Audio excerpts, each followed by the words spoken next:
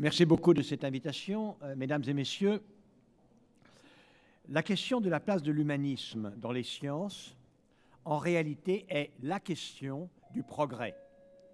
Et cette question du progrès, et du progrès au XXe, au XXIe siècle, se pose depuis le XXe siècle avec une intensité qui ne s'est jamais démentie. Pour quelle raison ? L'objectif de la pensée humaniste et l'objectif des sciences, au départ, est totalement différent. Je vais donner de la science la définition peut-être un tout petit peu réductrice des sciences les plus rationnelles.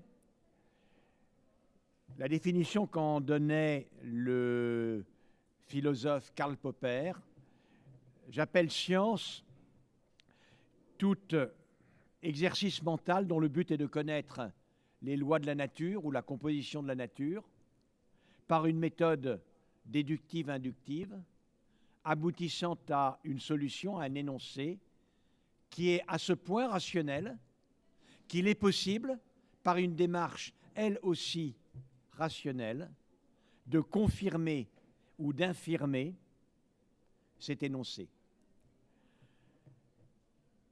Une foi, une croyance, une certitude n'est pas un objet de science. Puisque, voilà, je crois à la Vierge Marie, à Dieu et à ses saints, c'est extrêmement respectable, mais il n'est ni possible de confirmer, ni possible d'infirmer que l'on a bien raison de croire à la Vierge Marie, à la virginité de la Vierge, à Dieu et à ses saints. Donc, nous sommes hors du domaine de la science. En revanche, savoir si l'eau a de la mémoire, savoir si les plantes transgéniques ont telle ou telle caractéristique, savoir si tel médicament a en effet tel effet allégué, cela peut être contrôlé, vérifié par une démarche rationnelle, et cela peut être confirmé ou infirmé, et c'est toute la démarche de la science. Vous voyez que dans cette définition de la science, la perspective de l'homme n'apparaît pas en tant que finalité. L'humanisme est néanmoins appelé parce que cette capacité d'utiliser la raison pour connaître les lois de la nature est propre à l'homme.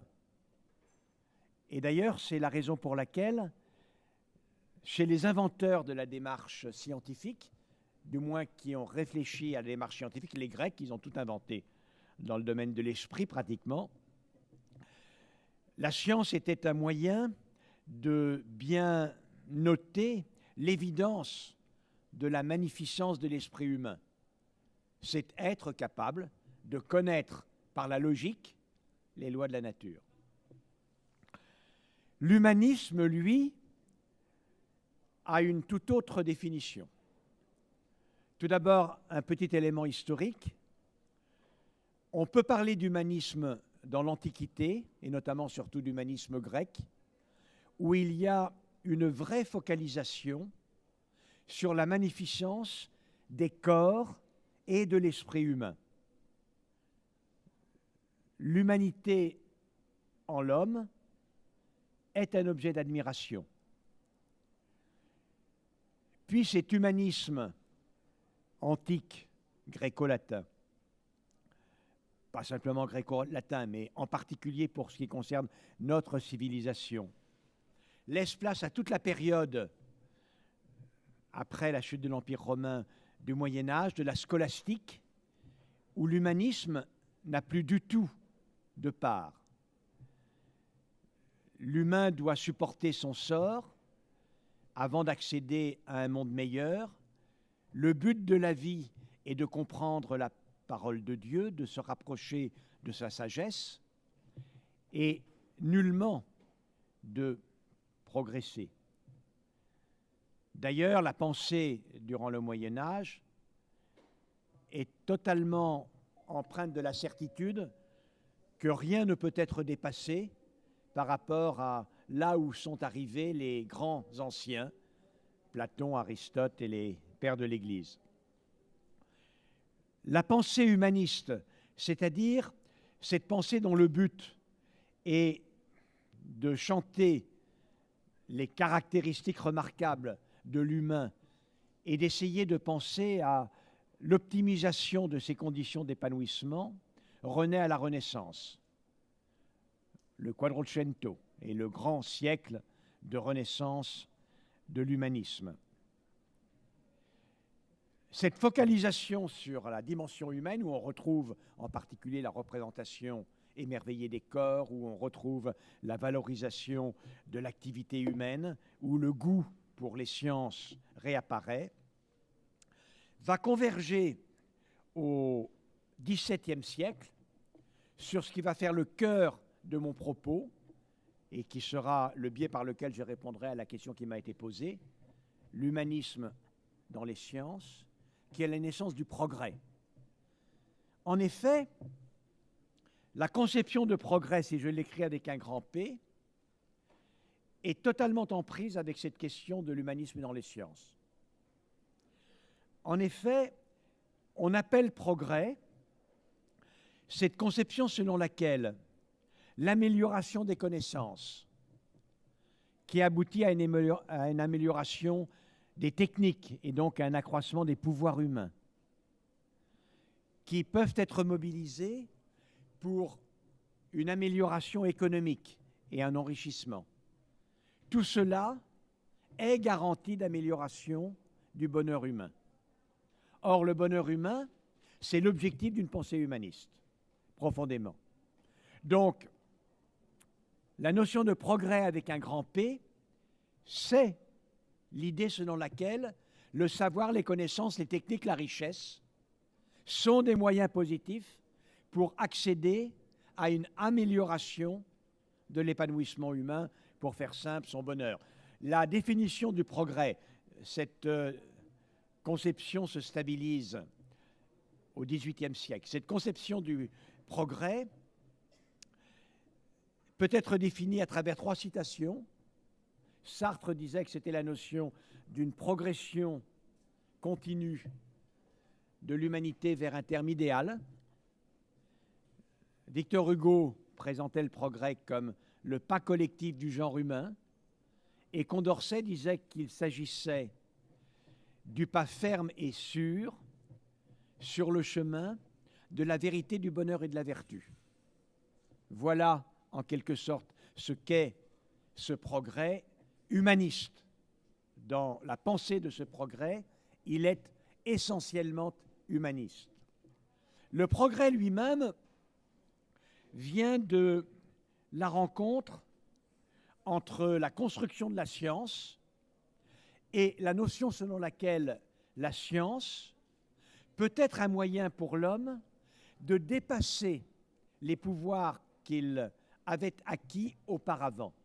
Là encore, je vais vous définir l'idée de progrès, qui est l'idée au cœur de tous les processus de notre civilisation, à travers à nouveau 3 citations du XVIIe siècle, cette fois-ci.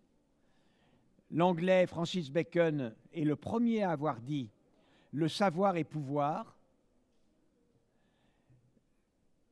René Descartes, quelques 10-15 ans après, aurait pu ajouter « le savoir est pouvoir pour l'homme de se rendre comme maître et possesseur de la nature ». Or, encore quelques décennies après, Blaise Pascal a établi ce qui, là encore, nous semble aujourd'hui évident, que toute la suite des hommes depuis le cours de tant de siècles est comme un seul homme qui vit toujours et qui apprend continuellement. C'est-à-dire que quand vous mettez ensemble les 3 citations, il s'ensuit que l'homme est de plus en plus savant, puisque les nains que nous sommes, perchés sur les épaules des géants qui nous ont précédés, voyons néanmoins plus loin qu'eux. Or, puisque le savoir est pouvoir, ce savoir infiniment croissant doit déboucher sur un pouvoir également infiniment croissant. Et ce pouvoir serait garanti, inéluctable, d'amélioration du bonheur humain, et ce serait un pouvoir de progresser en humanité, en quelque sorte. Un pouvoir humaniste, un progrès humaniste. Le progrès se construit, surtout au XVIIIe siècle, le siècle des Lumières, autour de cette pensée profondément humaniste. Et de fait, jusqu'à la fin du XIXe siècle, jusqu'au XXe siècle, pour l'essentiel, le progrès que l'on connaît semble tout à fait en phase avec cet espoir. Quels sont les grands progrès? Enfin, en phase avec l'espoir, pas pour tout le monde. Après tout, à la fin du XVe siècle, la découverte de l'Amérique, c'est peut-être un espoir d'accumulation de l'or sur l'Europe, mais c'est un génocide sans pareil de 80 millions d'Amérindiens dans les territoires indiens. Mais ça, on ne le sait pas trop, on ne s'arrête pas trop sur cet élément, et l'essentiel des avancées, des découvertes, des connaissances bénéficie aux personnes. C'est vrai au XIXe siècle où ce qui est le plus emblématique, c'est la révolution pasteurienne qui va déboucher sur une totale modification des perspectives de vie et de mort après la naissance, puisque c'est le début de cette probabilité qu'un enfant né reste vivant. Avant Pasteur, il faut se rappeler qu'au moins 2 enfants sur 3 meurent, ne vont pas à l'âge adulte. Et donc la norme, dans la majorité des cas des enfants qui naissent et qui n'atteignent pas l'adolescence, tout change avec les applications de Pasteur. Et puis ce sera non seulement l'asepsie, mais l'antisepsie, puis les sulfamides, les antibiotiques, les médicaments, l'augmentation de la longévité et tout ce que l'on connaît. Donc, d'une certaine façon, pour la majorité des gens, jusqu'à la fin du XIXe siècle, on peut expliquer cette extraordinaire foi de Charbonnier en le progrès vu comme la mobilisation du savoir humain et des techniques au profit du bonheur humain, foi de Charbonnier de l'immense majorité des citoyens. Les découvertes dont je vous ai parlé n'en sont que quelques-unes des illustrations. Cependant, tout va commencer à changer au XXe siècle. Car par rapport à cet objectif des promesses de l'avancée des sciences, des techniques et de l'économie, le XXe siècle est à la fois celui qui les conforte, ces promesses, qui donne l'impression qu'elles sont exaucées, et également ce qui montre leur caractère mensonger. Avant que de balayer rapidement le XXe siècle, je vais vous conter un épisode que certains d'entre vous connaissent probablement, mais qui est extrêmement important pour bien marquer quelle est la question qui m'est posée, l'humanisme dans les sciences. Quelle histoire de Fritz Haber et de son épouse. Fritz Haber est un chimiste allemand, un très grand chimiste allemand. C'est un juif dont toute la famille est convertie au protestantisme, dont l'aspect est celle d'un hobro-prussien. Et dans les années de 1906 à 1909, 1910, en collaboration avec l'industrie chimique allemande qui est déjà extrêmement puissante, il fait une découverte remarquable. Il trouve le moyen de transformer l'azote gazeux en sel d'ammonium.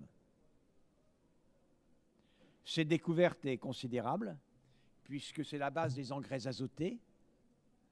À l'époque, les engrais organiques, le fumier, le guano que l'on va chercher dans les mers australes, surtout dans les mers de l'Antarctique, n'y suffit plus et la productivité agricole est totalement incapable de faire face à la démographie qui elle-même est limitée par les limites de la progressivité, de la productivité agricole. Le fait d'utiliser les engrais azotés va permettre de multiplier par 3 en moyenne les rendements agricoles et donc sans doute permet à des milliards de personnes de vivre. Et si Fritz Haber reçoit donc le prix Nobel de chimie en 1918, ça n'est que justice. C'est une très grande découverte et cette découverte est un bienfait de l'humanité. Cela étant dit, Fritz Haber est également un patriote allemand. Et après le déclenchement de la guerre, il veut que sa science serve aux armes du pays dont il est un farouche partisan, dont il est un ardent défenseur, un patriote dévoué. En tant que chimiste, c'est lui qui propose d'utiliser pour la première fois des armes chimiques. En 1915, il fait positionner des milliers de fûts de chlore sur le champ de bataille de la ville d'Ypres et profitant de ce que le vent souffle dans la direction des troupes anglo-françaises, franco-anglaises, il fait déboucher ces bouteilles de chlore, gazant les premières lignes. Ce fait d'armes l'amène à être nommé chimiste en chef de l'armée allemande. Et en tant que tel, il va superviser les travaux qui, très tôt, au début de 1916, amènent à tester l'utilisation d'un produit qui est déjà connu, le phosgène, comme gaz de combat. Et puis, ce sont ces équipes qui vont synthétiser l'hypérite, très largement utilisé comme gaz de combat, très rapidement également par les Alliés. Et un peu avant la fin de la guerre, en 1918, il met au point le gaz, le Zyklon B, mais la défaite allemande survient, le traité de Versailles, qui interdit la poursuite de l'effort militaire allemand. Néanmoins, Fritz Haber continue à développer le Zyklon B en tant qu'insecticide. Où l'histoire est à la fois tragique mais ironique, c'est que, je vous le rappelle, Fritz Haber est juif. Lorsque le chancelier Hitler est élu en 1933 et que les universitaires juifs sont chassés des universités allemandes, il n'est pas concerné par la première vague, mais par solidarité, il va quitter l'Allemagne. Et d'ailleurs, il est invité par les Anglais pour développer les gaz de combat en Angleterre. Et alors qu'il est en Suisse, il meurt. Et donc, il n'est pas vivant pour voir que sa dernière découverte sera utilisée pour tuer des millions de ses corolégionnaires. Par conséquent, Fritz Haber, c'est le cœur du problème. Un très grand scientifique, mais qui marque toute l'ambivalence de la science. Prix Nobel, bienfaiteur de l'humanité et criminel de guerre. C'est le même homme, c'est le même savoir, c'est la même science. D'ailleurs, une autre manière de compter le dilemme de Fritz Haber est d'opposer Fritz et Clara. Clara, son épouse, est la première docteure de son université. Elle est chimiste, une chimiste de talent, qui d'ailleurs contribue aux travaux de Fritz, jeune. Mais Fritz est par l'esprit, un hobro-prussien. Il oblige sa femme petit à petit à abandonner son métier, à se consacrer aux tâches domestiques, à s'occuper de leur enfant maladif. Si bien que cette femme est profondément frustrée. Lorsque, en grande pompe, l'état-major allemand décide d'une partie, décide d'un cocktail pour honorer Fritz, peu après l'épisode d'Ypres, afin de le féliciter de sa brillante trouvaille. Après que toutes les notabilités se sont retirées, Clara reproche amèrement à Fritz ce qu'il a fait. Elle lui dit que pour elle, la science doit avoir un objectif humaniste, qu'utiliser la science pour gazer, handicaper, tuer dans des souffrances affreuses et totalement antinomiques avec ce qu'est son idée. Fritz est un patriote allemand. Pour lui, rien n'est plus important que le triomphe de sa patrie. Il ne veut rien entendre. Et au soir de la dispute, Clara se saisit de l'arme de pistolet d'ordonnance de son époux, qui est officier, et se tue. Son mari ne s'arrête pas à cela. Il va utiliser les gaz de combat sur le front russe, et c'est leur fils commun qui trouvera sa mère au petit matin baignant dans son sang. Lui-même se suicidera. Triste histoire d'un très grand scientifique, Fritz et Clara Haber, très grand scientifique qui montre la profonde ambivalence de la science. Et la notion selon laquelle l'idée que la science serait par essence humaniste, c'est-à-dire que par essence, elle aboutisse à un progrès pour l'homme, est sans doute une idée naïve et une idée qui ne peut pas être retenue. Et d'ailleurs, tout le XXe siècle en témoignera. Le XXe siècle est un siècle prodigieux, puisque c'est le siècle du progrès médical, peu d'autres pareils, de l'accroissement considérable de la longévité, de la prospérité, le siècle de la révolution des nouvelles technologies de l'information et de la communication, des transports, le siècle où l'on peut envoyer des robots échantillonner des roches sur la Lune puis sur Mars, des choses inouïes, prodigieuses, qui semblent effectivement exaucer, satisfaire, réaliser les promesses du progrès. Mais d'un autre côté, c'est un siècle terrible, de fer, de feu et de sang. C'est un siècle de 3 génocides, de guerre mondiale, de la bombe atomique, de la pollution, de Tchernobyl, de Bhopal, toutes conséquences, directement ou indirectement, liées à l'évolution des sciences et des techniques. Et le XXe siècle, en quelque sorte, suffit pour indiquer que l'optimisme du progrès, qui est celui qui a insufflé l'énergie nécessaire pour construire nos nations, pour prodigieux qu'ils soient, pour efficaces qu'ils soient, néanmoins, était sans doute naïf. D'ailleurs, pour faire un petit retour en arrière,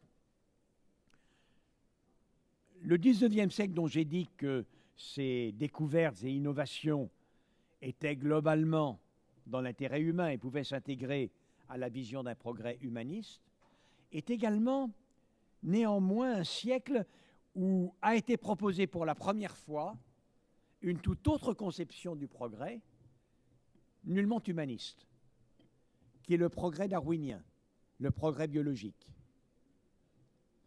Le darwinisme, chacun le connaît. Lorsqu'ils se reproduisent, les êtres ne se reproduisent pas à l'identique. Cela crée par conséquent une diversité biologique, de telle sorte que parmi les individus au sein de cette diversité, certains sont mieux à même de se reproduire que d'autres. Ceux-là ont du succès reproductif. Ils diffusent leurs gènes, alors que les lignages des autres disparaissent à terme.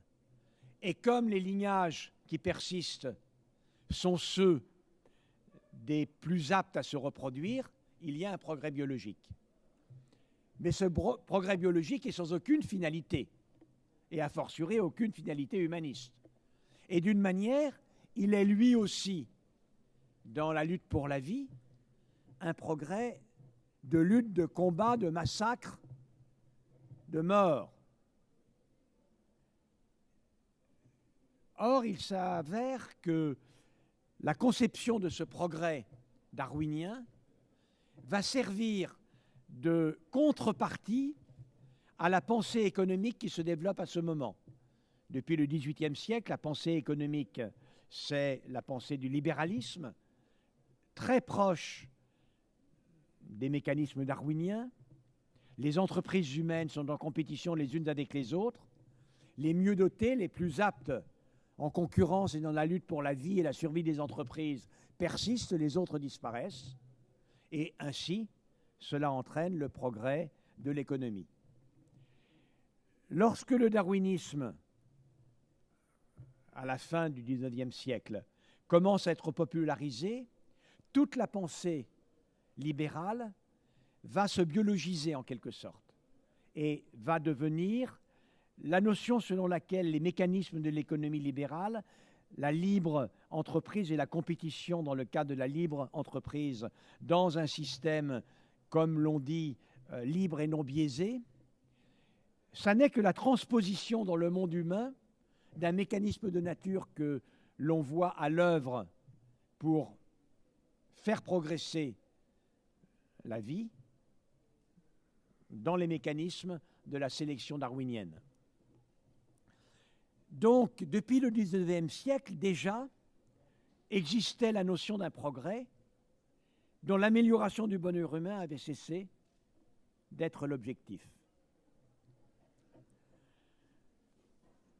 Cette question des relations qui existent entre l'avancée des sciences et les perspectives d'amélioration du sort de l'humanité, le bonheur humain, c'est-à-dire l'humanisme, cette question est encore beaucoup plus ancienne que le XIXe siècle.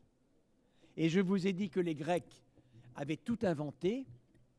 En réalité, la fondation théorique de ce débat sur les relations entre ce que nous appelons aujourd'hui la science, qui à l'époque est présentée comme le vrai, et l'humanisme, et ce qui à l'époque est présenté comme le bien, quel rapport y a-t-il entre le vrai et le bien?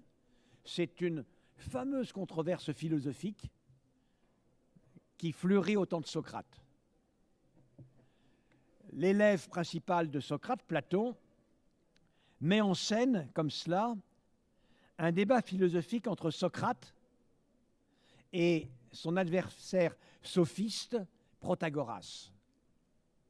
Les sophistes à l'époque sont en quelque sorte des professeurs d'éducation civique qui vont de cité en cité pour participer à l'édification morale, à la formation des futurs édiles des cités grecques. Socrate, on dirait aujourd'hui, est progressiste. Il pense que seule l'ignorance peut amener à faire le mal et que par conséquent, il convient de déployer, de permettre la plus grande diffusion de la connaissance, de vaincre l'obscurantisme, et que celui qui connaît le vrai sait quelles sont les voies du bien et s'y engage. Le vrai et le bien, c'est pareil. Protagoras ne peut pas être d'accord parce que lui, il n'est pas du tout scientifique, mais en revanche, il enseigne la morale. Donc il faut absolument que la démarche scientifique et la démarche morale soient différentes. Et pour arriver à expliquer son point de vue, il propose une version, à sa manière, du mythe de Prométhée. Prométhée et son frère Épiméthée, les titans, les deux fils du titan Japet. Prométhée, c'est celui qui voit loin, il voit très loin. Épiméthée, lui, il ne voit pas plus loin que le bout de son nez. Il a la vue courte. Il y en a un qui est un grand visionnaire et l'autre qui est un benêt.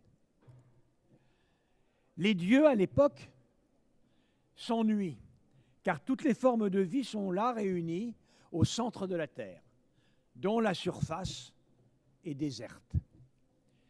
Et les dieux veulent absolument peupler la surface du globe de toutes les formes de vie qui résident en son sein et demandent à Prométhée et à Épiméthée de doter tous les êtres vivants des dons particuliers, des caractéristiques qui leur permettront de peupler la surface du globe. En général, quand il y a un boulot à faire, ce sont les plus sots qui s'y collent les premiers, et donc Épiméthée se met au travail. Oh, il veut bien faire, Épiméthée. La bête qui doit aller dans le septentrion, il la dote d'une fourrure épaisse. Pour maintenir un équilibre entre les prédateurs et les proies, il fait en sorte que la fécondité, la prolificité et aussi la vélocité des proies soient un peu supérieures à celle des prédateurs. Mais comme il est incapable de prévoir le coup d'après, lorsqu'il arrive à l'homme, il a distribué tous les dons à sa disposition. Il n'a plus rien à leur donner. Et l'homme est là tout nu, sans rien, et il est clair que si on le transpose à la surface du globe, où il y a déjà des rhinocéros, des éléphants, des tigres, des lions, ces bêtes sauvages n'en feront qu'une bouchée. Prométhée est l'ami des hommes, et donc il veut sauver l'humanité. Donc, vous connaissez l'histoire, il profite d'une nuit sans lune, et il monte sur le mont Olympe. Il a bien repéré la grotte où Zeus entrefaisait les terribles éclairs grâce auxquels il défaisait les titans révoltés, où il arrivait à épouvanter les humains. Mais il fait en sorte qu'on ne le voit pas. Il a emporté avec lui une branche de sureau, avec une étincelle d'éclair. Il embrase, en provoquant une combustion lente, la moelle du sureau, de telle sorte qu'il n'y ait pas de luminosité. Lorsqu'il redescendra de la montagne, il apporte le feu à l'homme. Et donc là, l'homme a le feu, il a la technique, il a la science, il fait des armes, il peut se défendre. Il est sauvé grâce à Prométhée, mais pas du tout. Il n'est pas sauvé. Parce qu'en effet, l'homme peut se défendre, mais ils s'entretuent en permanence entre eux. Et quand il n'en reste plus que 3 dans un endroit, il y en a 2 qui se liguent contre le 3e, qui le tuent, et après ils s'entretuent les uns les autres.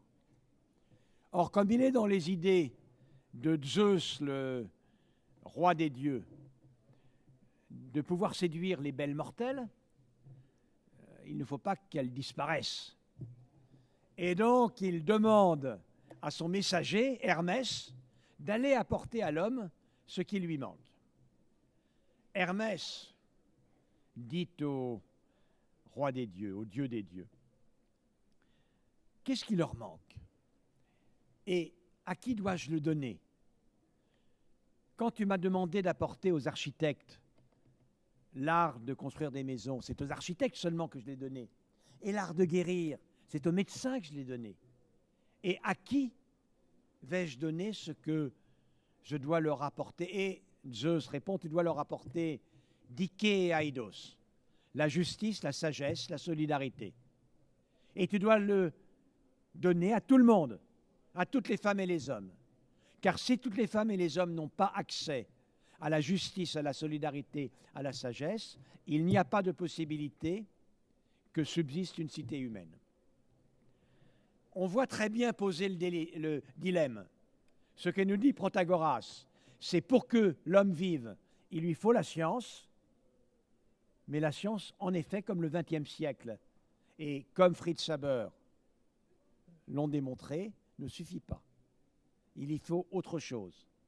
Et cette autre chose, c'est un projet qui est un projet de justice, de solidarité, c'est-à-dire, l'on dirait aujourd'hui pour revenir au titre de cette conférence, c'est-à-dire un projet humaniste. Et d'une certaine manière, à 25 siècles d'intervalle, la réponse globale à la question qui a été posée, c'est-à-dire à quelles conditions les sciences peuvent-elles participer à un objectif humaniste, Protagoras, dans ce dialogue philosophique de Platon, nous répond à la condition que la démarche technique et scientifique, qui a toute sa légitimité, soit associée à une autre démarche qui est totalement indépendante de la démarche technique et scientifique et dont la finalité est une finalité humaniste. En d'autres termes, et dit dans le langage courant, il n'y a pas de doute. Tout le progrès médical, biologique, industriel, des transports en témoigne. Il n'y a pas de doute que les sciences, les techniques et le développement économique sont de nature à bénéficier au développement humain à une condition. Mais cette condition, elle est incontournable. C'est qu'on s'en fixe l'objectif.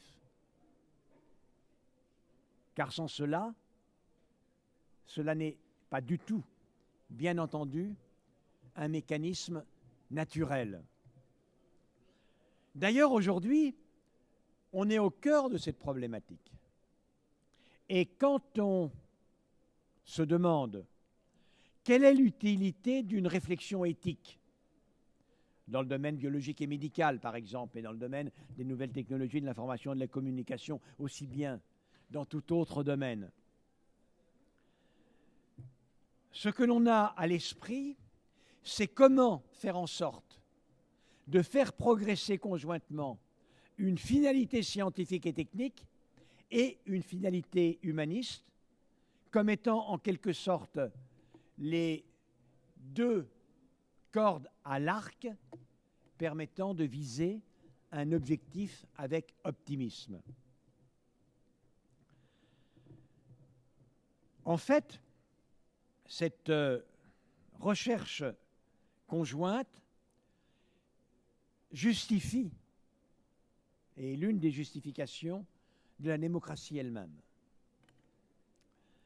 Imaginons que l'on reste avec cet optimisme un peu inconscient, un peu naïf, des femmes et des hommes du XVIIIe et du XIXe siècle qui considéraient qu'il n'y avait pas tellement à se poser la question de ce à quoi servirait le progrès, il serait forcément bon pour l'homme.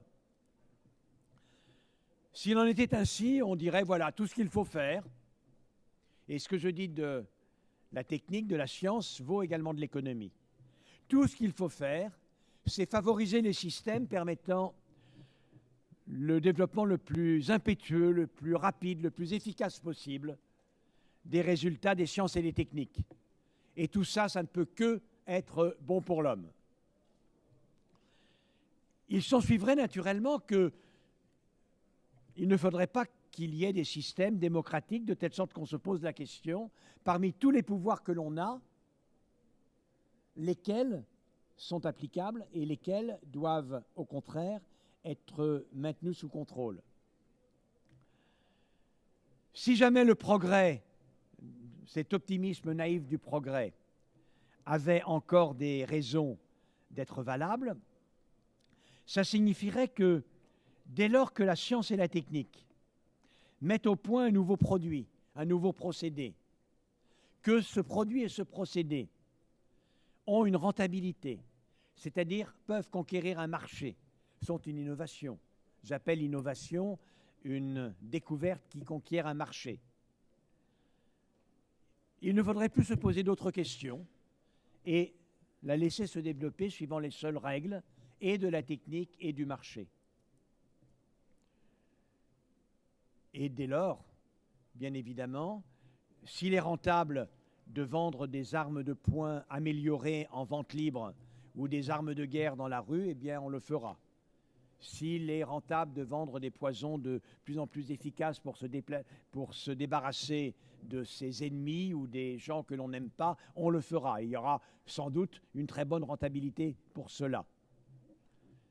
Personne n'imagine que la société puisse raisonnablement fonctionner ainsi. Et nous sommes intrinsèquement convaincus que parmi tous les pouvoirs nouveaux, économiques et techniques, dont le progrès scientifique et technique nous dote, il y en a dont il faut se préserver.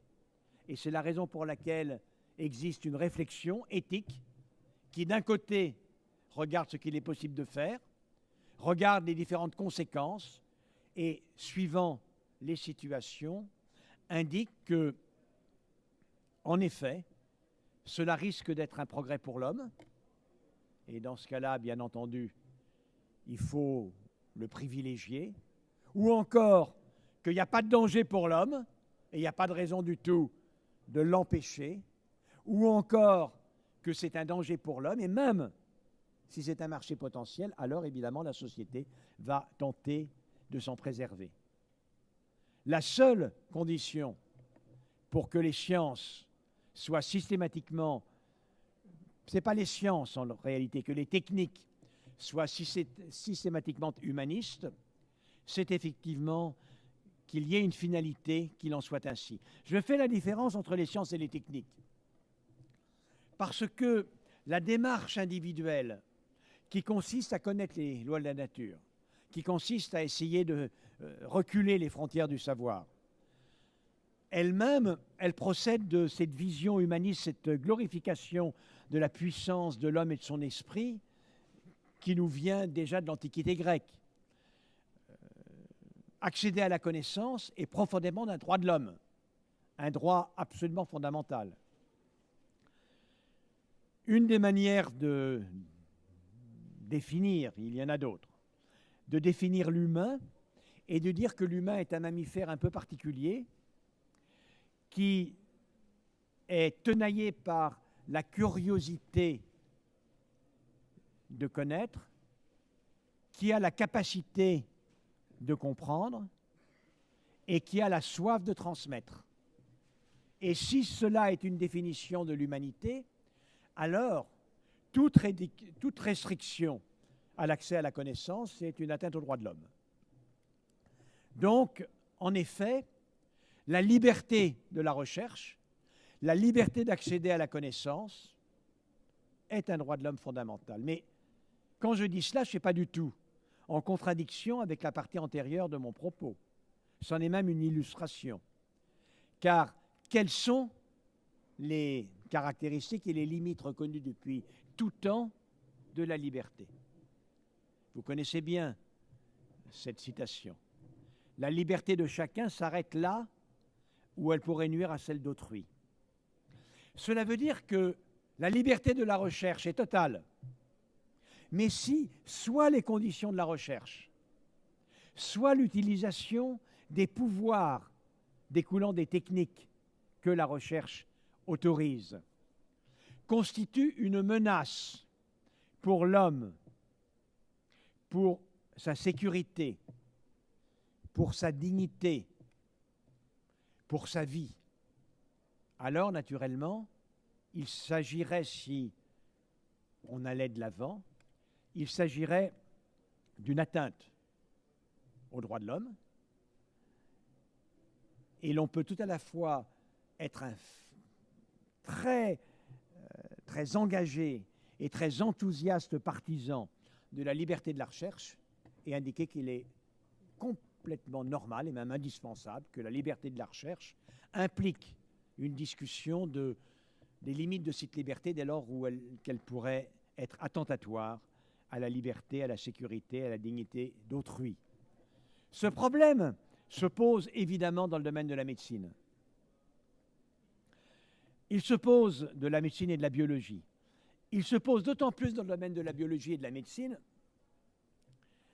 que quand on s'intéresse à l'histoire de la médecine, de la biologie, on se rend compte d'un phénomène singulier.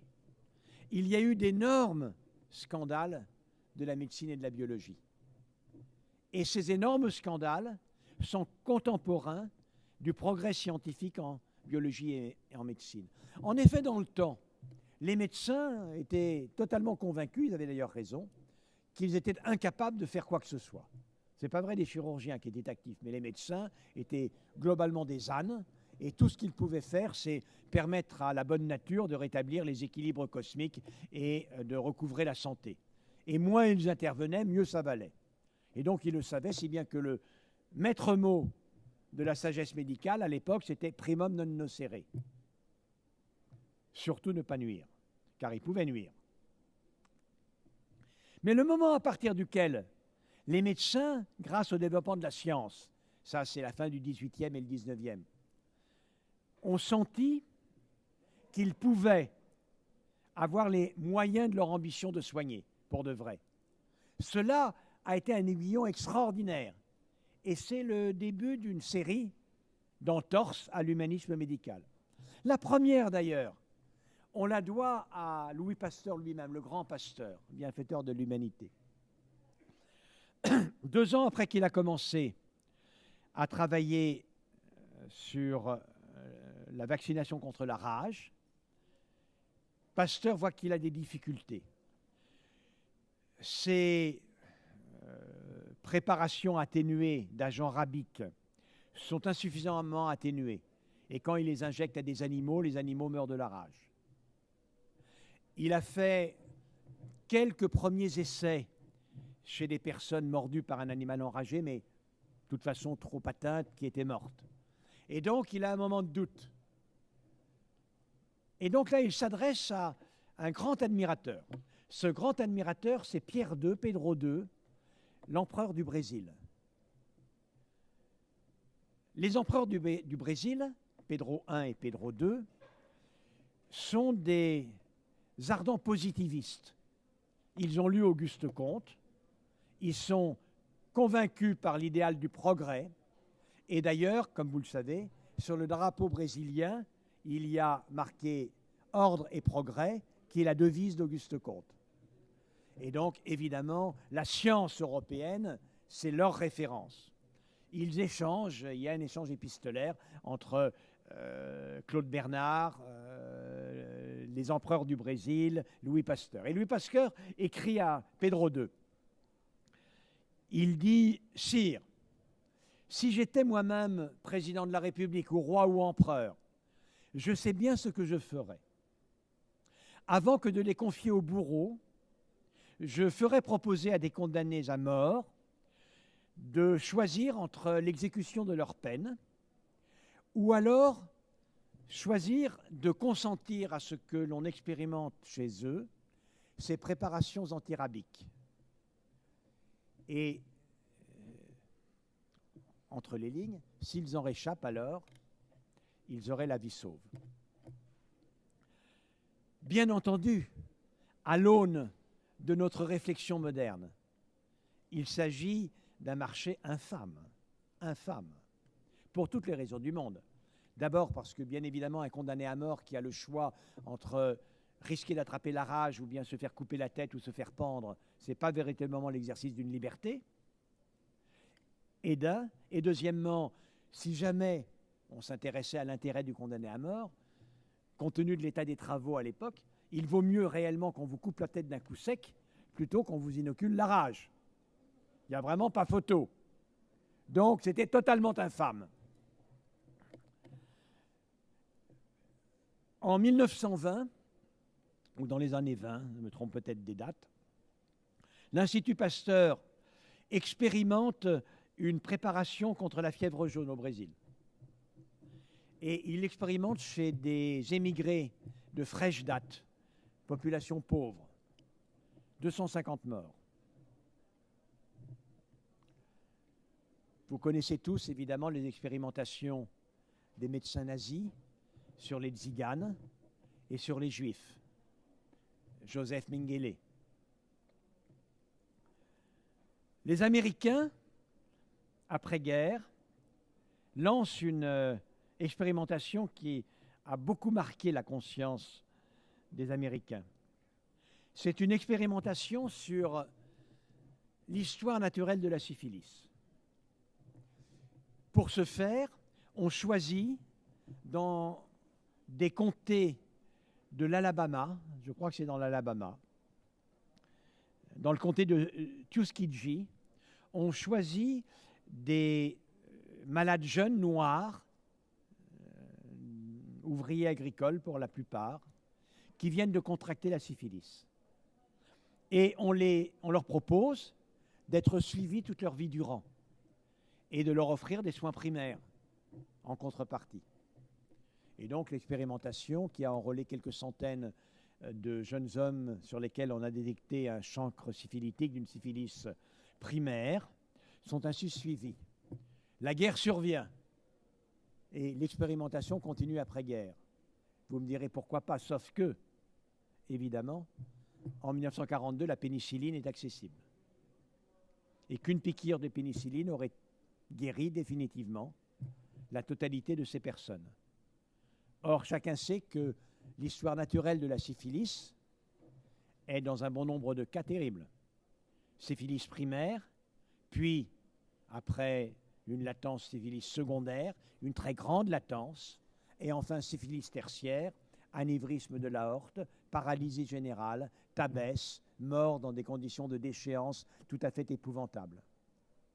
Mais pour ne pas ruiner l'expérience, on choisit de ne pas soigner ces personnes.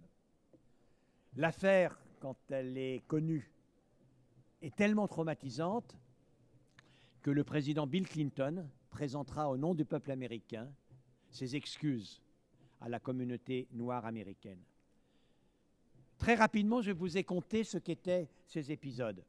Et maintenant, très rapidement, pour terminer, je vais avec vous repérer ce que sont les points communs, car ils sont importants pour chacun d'entre nous. Les points communs entre toutes ces situations, d'autres encore.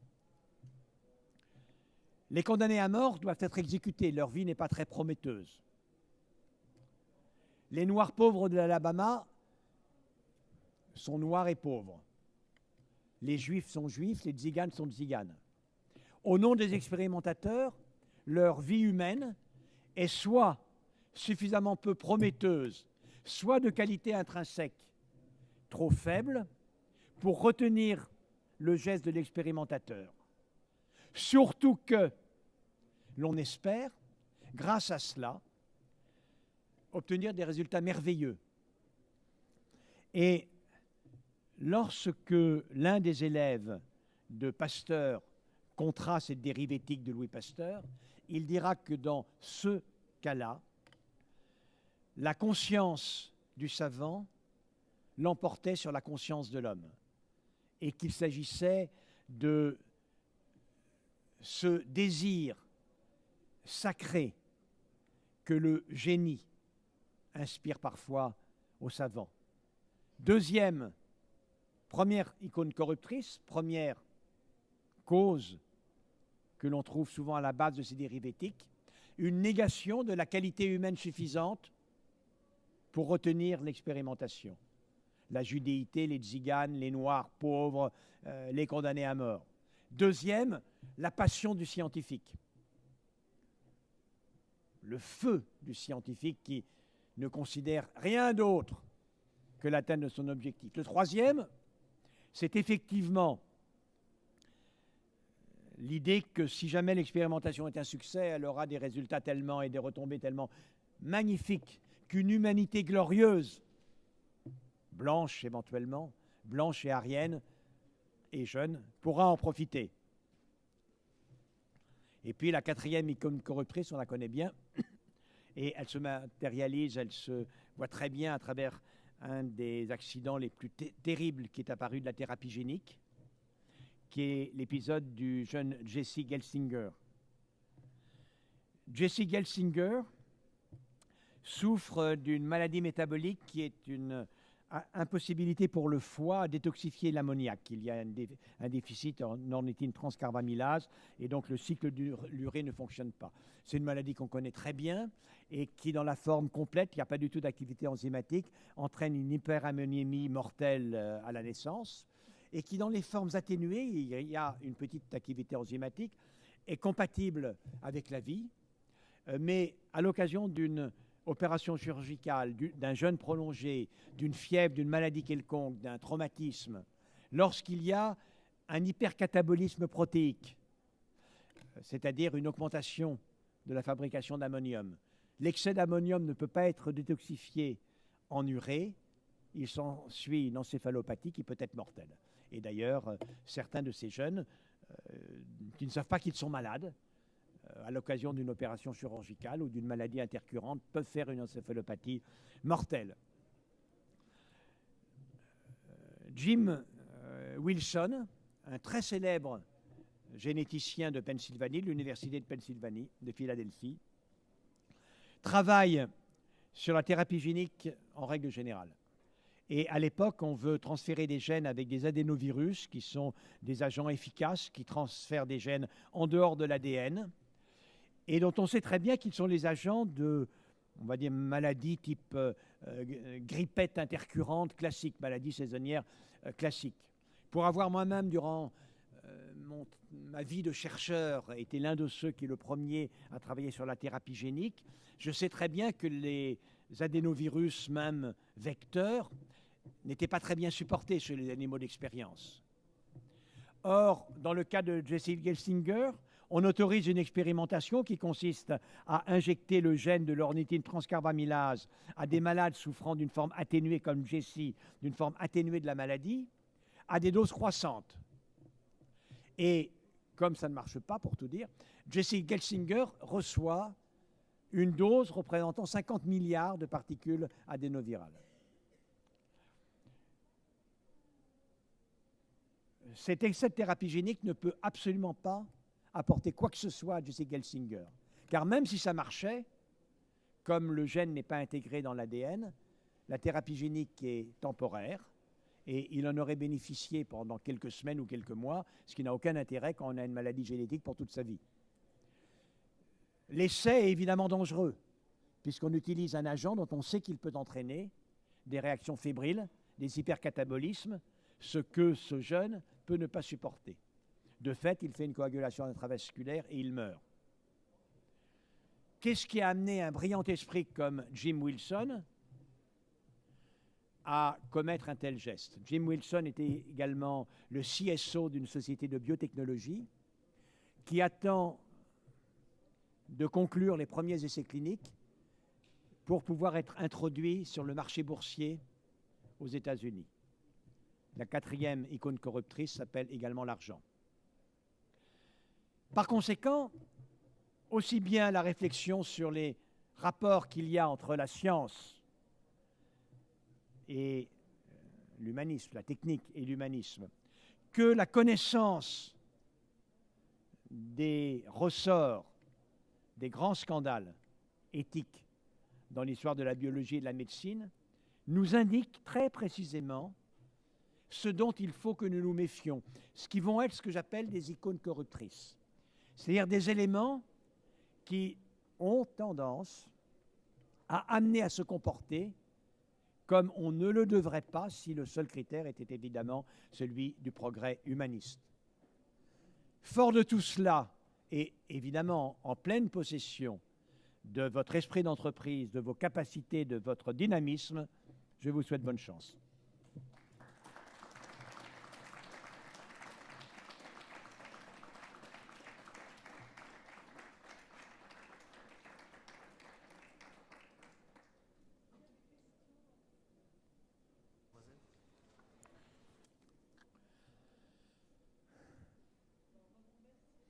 Je vous en prie.